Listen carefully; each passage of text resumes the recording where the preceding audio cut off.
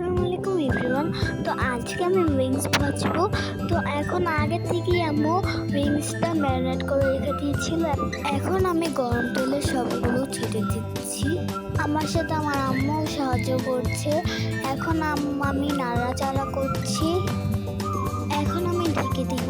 আমি এখন ঢাকনা খুললাম। এখন সয়া সস দিব। সয়া সস দিয়ে ভালো মতো নাড়াচাড়া করছি। এটা সিদ্ধ হয়ে গেলে আমার